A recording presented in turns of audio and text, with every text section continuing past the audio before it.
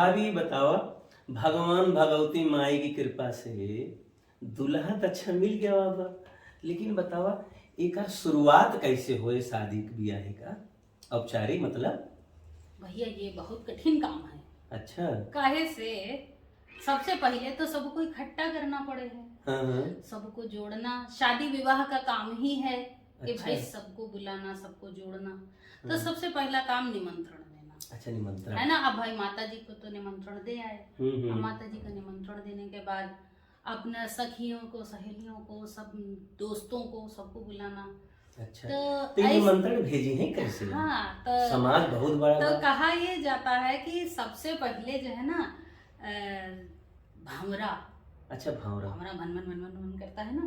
भंवरा अब कैसे होता है? भंवरा सबसे जल्दी जो है पहुंचाया जाता है। भंवरा का होता है? भंवरा, काला भंवरा, अरे वो जो फूल पे मंडराता जो जामुन है, जैसे होता है। जामुन जैसा काला होता है, फूल पे अच्छा, मंडराता करिया है। करिया। तो वो जो है ना ऐसा मानते हम छोट हैं। रहे थे, बागों में देखत रहे सुना।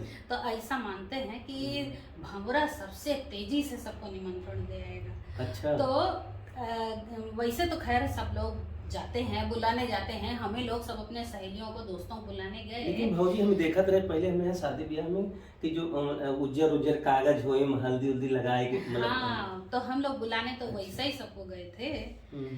लेकिन एक गीत बड़ा सुंदर है। अच्छा। तो उसमें कहा ये जाता है कि भंवरे को पकड़ो और इसको सारे निमंत्रण दो और ये जल्दी फटाफट फटाफट सबको दे आएगा। अच्छा, शादी शुरुआत हाँ, शादी की शुरुआत निमंत्रण देने से होती है। और इतना कौन दौड़ेगा तो भंवरे को पकड़ो। तो ये भंवरा वाला गीत कैसे हमको कैसे सुनने मिले? भैया बड़ा सुंदर है, हम अभी तुम्हें सुना रहे हैं। सुनाओ रच के।